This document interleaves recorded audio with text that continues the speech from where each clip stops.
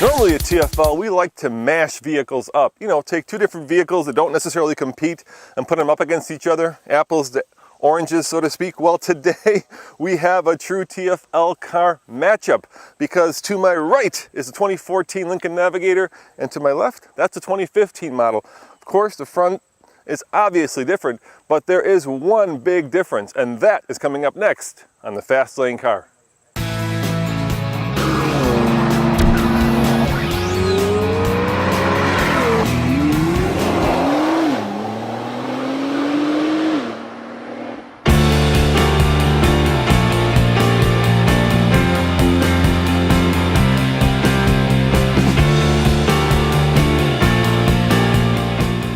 Under the hood of the 2014 model is, of course, a ruddy big American V8. 5.4 liters of V8 goodness, 310 horsepower, 365 pound-foot of torque, and get this, it gets 14 miles in the city and 20 miles on the highway. But the times are changing because what's under the hood of the 2015 model may surprise you.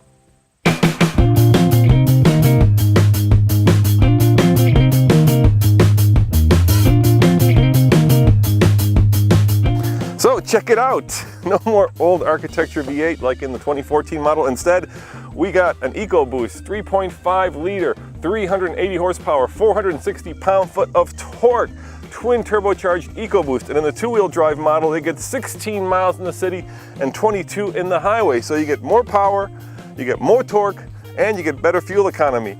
That is certainly a vast improvement.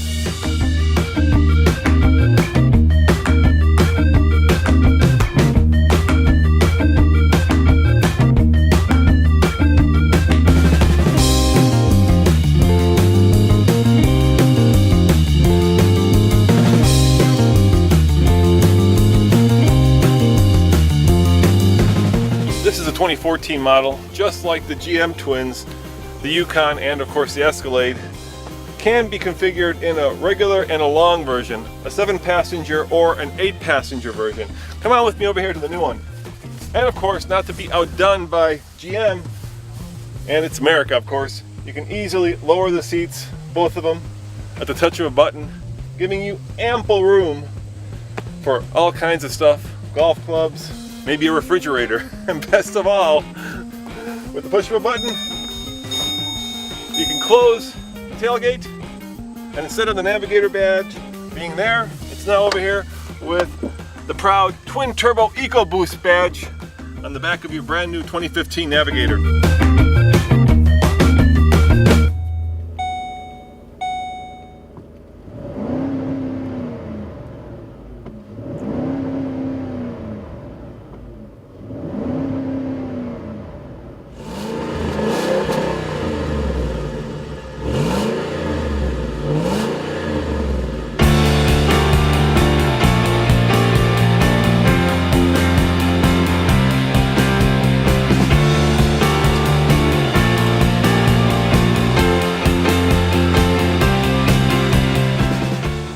I am now in the 2014 Lincoln Navigator, and this is certainly your father's Navigator. It feels pretty dated now. It feels kind of luxurious in that old school American sort of way where size represented luxury instead of the diamond-like details, because there are not a lot of diamond-like details.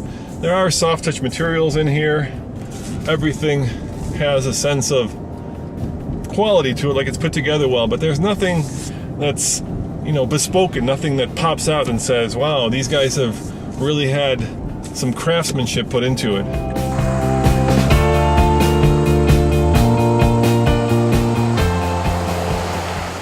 It's all kind of Ford premium, if you know what I mean. And I'm hoping that once I get behind the wheel of the 2015 model, that impression changes, that all of a sudden it goes from being Ford premium to something very special. And I've got a Ford V8 does sound good. There is a good kick in the butt, but I'm betting that EcoBoost is going to be even faster.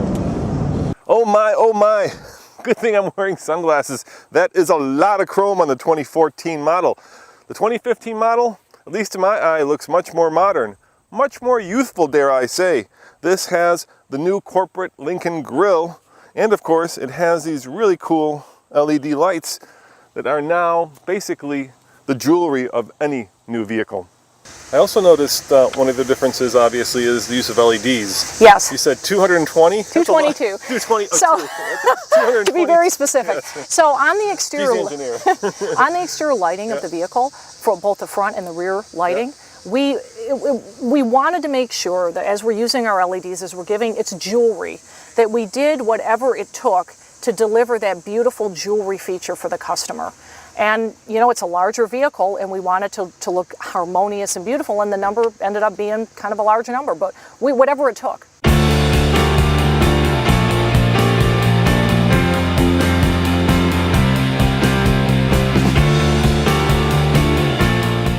The car hustles down the road in a very comfortable, very controlled manner. It's very quiet. A little bit of wind noise, but not a lot. Seating position is tall. You know, for you've been watching TFL for a while, you know that we have an old Lincoln Continental, the Diamond Jubilee Edition, and last year we set about restoring it. We call that video the Diamond in the Rough, and there's a lot of echoes of that car in here. I'm looking at these temperature controls. They're very similar to that. It still has that 1970s Lincoln feel to it, and you know, at some point that's probably not a good thing. You want to reinvent yourself as a brand. Size-wise, the 2014 model and the 2015 Navigator are identical. But here's something interesting. If you were to compare this to, say, the Yukon, which it definitely competes against, this has 103 cubic feet of cargo room versus 94 in the Yukon, so this is definitely bigger.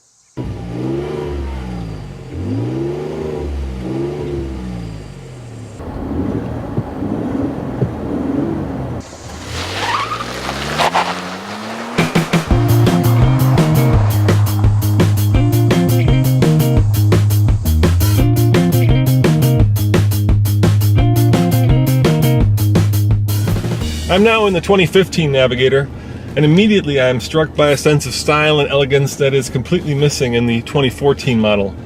This feels much more luxurious. The wood in the steering wheel, actually the fatter steering wheel, the softer leather, the French stitching, the simplified yet more elegant central stack. It all makes this car feel much more expensive. The problem with the 2014 is it felt like a premium Ford. This feels like a Lincoln, which is good because you want Lincoln to be its own brand. You don't want it just to be a car that's a rebranded Ford.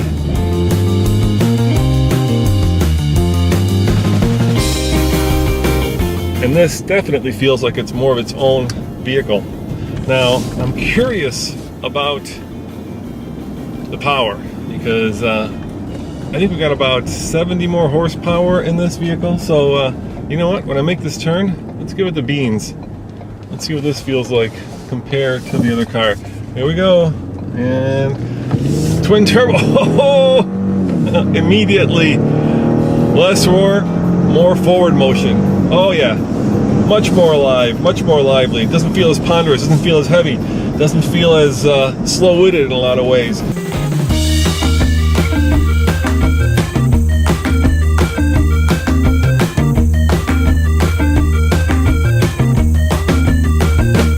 You know, a lot of people use these to tow horses, boats, toys, whatever. But there's also good news with the new, actually over here, with the new 2015 model. The old model, 8,700 pounds. The 2015 model, 9,000 pounds, which is certainly enough to tow a good sized horse trailer if you're into horses. The steering feels alive in my hands. Okay, it's not a sports car. It will never be a sports car. But you know what? There's a little bit of fun in this car. It's amazing what more horsepower will do to a performance of any vehicle, and this one certainly has it. It even adds speed when I floor it. Oh yeah, the car kind of lifts itself up and gives you that, let's go and party, let's have a little bit of fun. And best of all, you don't feel guilty about it because, well, it's not using any more fuel. In fact, it's using less fuel. It's got better fuel economy. So kudos to Ford for doing that.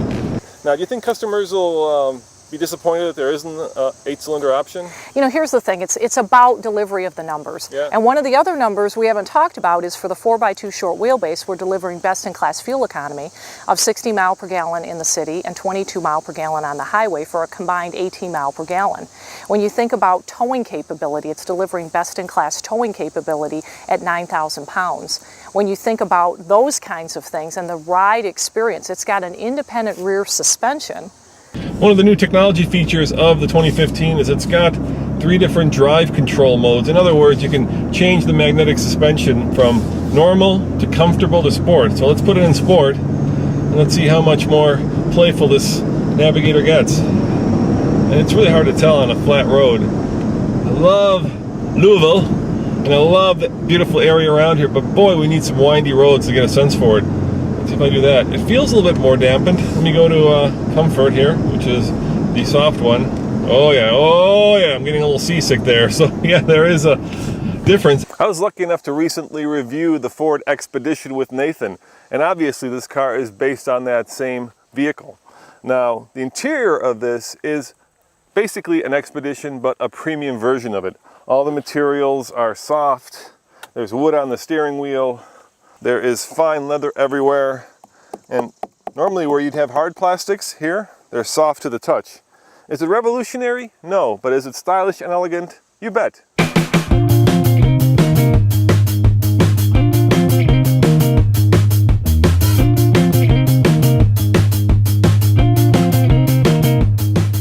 Let's recap. The 2015 model, compared to the outgoing model, is more powerful.